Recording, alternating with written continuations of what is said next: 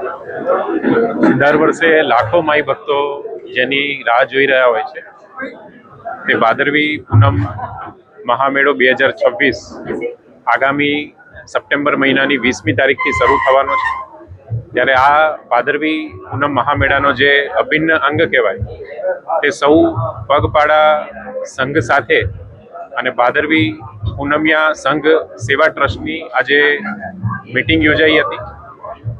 1600 કરતાં પણ વધારે પગપાળા સંઘો આ ટ્રસ્ટ સાથે જોડાયેલા છે।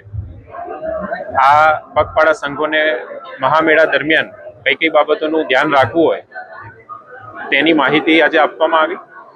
સાથે સાથે તેમના જે પણ પ્રશ્નો છે, તેમની જે રજૂઆતો છે તે પણ આજે સાંભળવામાં આવી અને આગામી સમયમાં જિલ્લા વહીવટીતંત્ર દ્વારા તથા અંબાજી ટ્રસ્ટ દ્વારા આ જે પ્રશ્નો છે એનું સુખદ સમાધાન આવે તેવા પણ પ્રયત્નો કરવામાં આવશે। સાથે સાથે ભાદરવી પૂનમ મહામેળાની તૈયારી હાલમાં જિલ્લા વહીવટીતંત્ર દ્વારા ચાલી રહી છે। 29 કરતાં પણ વધારે જે સમિતિઓ છે એની આ મહામેળાના સંચાલન માટે રચના કરવામાં આવી છે। અંદાજિત 7000 કરતાં પણ વધારે પોલીસ વિભાગ અને સરકારી કર્મચારીઓનો જે સ્ટાફ છે એ આ ભાદરવી પૂનમ મહામેળાની તૈયારીમાં ઉપયોગમાં લેવામાં આવશે।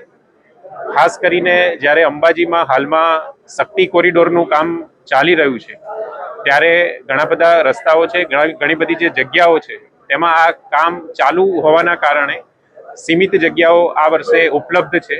આ બાબતને ધ્યાનમાં રાખીને પણ માઇક્રો મેનેજમેન્ટ મંદિર ટ્રસ્ટ દ્વારા અને જિલ્લા વહીવટીતંત્ર દ્વારા કરવામાં આવ્યું છે અને તેના આધારે જે ખાસ કરીને વ્હીકલની મૂવમેન્ટ છે એના ઉપર પણ નિયંત્રણ કેવી રીતે લાવી શકાય અને ટ્રાફિક મુક્ત વાતાવરણમાં સમગ્ર મહામેળાનું સંચાલન થાય તેવા પ્રયાસો પણ કરવામાં આવી રહ્યા છે।